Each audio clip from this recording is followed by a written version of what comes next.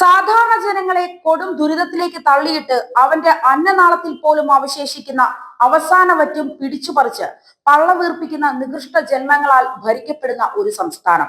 അവിടെ ജീവിക്കേണ്ടി വരുന്നവന്റെ അവസ്ഥ ചിന്തിച്ചു നോക്കണം. അതാണ് ഓരോ മലയാളിയും ഇന്ന് അനുഭവിച്ചുകൊണ്ടിരിക്കുന്നത്. സ്വന്തം കുടുംബത്തിന് വേണ്ടി മാത്രം ഭരണചക്രം തിരിക്കുന്ന, അതിനുവേണ്ടി എന്ത് തൊട്ടിത്തരവും കാണിക്കുന്ന നികൃഷ്ടനായ ഭരണാധികാരിയുള്ള നാട്. ഇതിലും വലിയ ദുരന്തം ഒരു നാടിനും ഇനി സംഭവിക്കാനില്ല. ഇതൊന്നും പോരാഞ്ഞ് വൈദ്യുതി നിരക്ക് കൂട്ടിയും പദ്ധതികളിൽ അഴിമതി കാട്ടിയും ജനങ്ങളെ വഞ്ചിക്കുകയാണ് പിണറായി വിജയന്റെ നേതൃത്വത്തിലുള്ള സർക്കാർ ചെയ്തുകൊണ്ടിരിക്കുന്നത്.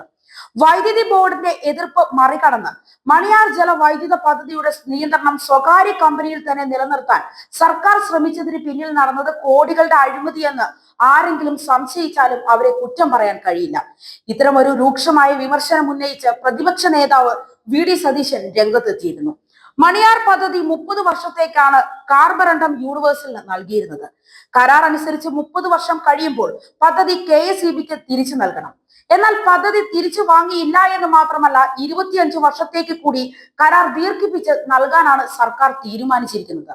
പദ്ധതി കൈവിട്ടു പോകുന്നതോടെ വൈദ്യുതി ബോർഡിന് പ്രതിവർഷം ശരാശരി 18 കോടി രൂപയുടെ നഷ്ടമുണ്ടാകും. വൈദ്യുതി നിരക്ക് വർധനയിൽ ജനങ്ങളും സാമ്പത്തിക പ്രതിസന്ധിയിൽ വൈദ്യുതി ബോർഡും നട്ടം തിരിയുമ്പോഴാണ് മണിയാർ ജലവൈദ്യുത പദ്ധതി സ്വകാര്യ കമ്പനിക്ക് സർക്കാർ അടിയുറവ് വയ്ക്കുന്നത് എന്നാണ് പ്രതിപക്ഷ നേതാവ് ഉന്നയിക്കുന്ന ആരോപണം. വൈദ്യുതി ബോർഡ് കോടിയുടെ കടത്തിലേക്ക് പോകുമ്പോഴും ഒരു ചർച്ചയും നടത്താതെ മണിയാർ പദ്ധതി നൽകിയതിന് പിന്നിൽ വലിയ അഴിമതിയുണ്ട്. വ്യവസായ മന്ത്രിയാണ് ഇടപാടിന് പിന്നിൽ. മുഖ്യമന്ത്രിയുടെ അറിവോടെ തന്നെയാണ് ഈ ഇടപാടുകളൊക്കെ നടന്നത്. പദ്ധതി KSEBക്ക് മടക്കി നൽകുക തന്നെ വേണം.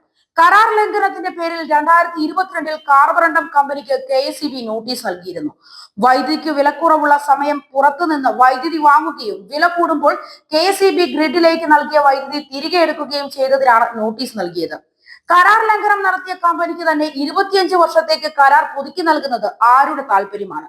സംസ്ഥാന താല്പര്യമാണോ സ്വകാര്യ കമ്പനിയുടെ താല്പര്യമാണോ സർക്കാർ സംരക്ഷിക്കുന്നത്?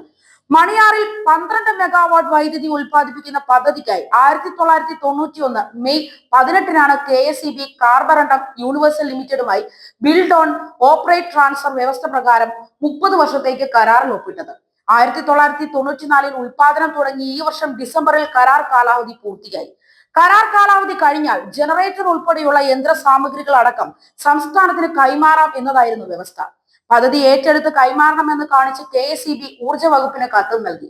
കത്തിൽ തുടർ നടപടികൾ ഉണ്ടായില്ല എന്ന് മാത്രമല്ല, സ്വകാര്യ കമ്പനിക്ക് കരാർ വിട്ടുകൊടുക്കാൻ സർക്കാർ തലത്തിൽ പ്രത്യേകിച്ചും വ്യവസായ വകുപ്പിൽ ഗൂഢനീക്കം പോലും ഉണ്ടായി. മണിയാർ പദ്ധതിയിലൂടെ പ്രതിവർഷം ലഭിക്കുമായിരുന്ന 18 കോടി രൂപയുടെ വൈദ്യുതി KSEBയുടെ വാർഷിക വരവ് ചെലവ് കണക്കിൽ ഉൾക്കൊള്ളിച്ചാൽ അതിന്റെ ഗുണം ജനങ്ങൾക്ക് ലഭിക്കുമായിരുന്നു. ആ അവസരമാണ് അഴിമതിക്ക് വേണ്ടി സർക്കാർ ഇല്ലാതാക്കിയിരിക്കുന്നത്.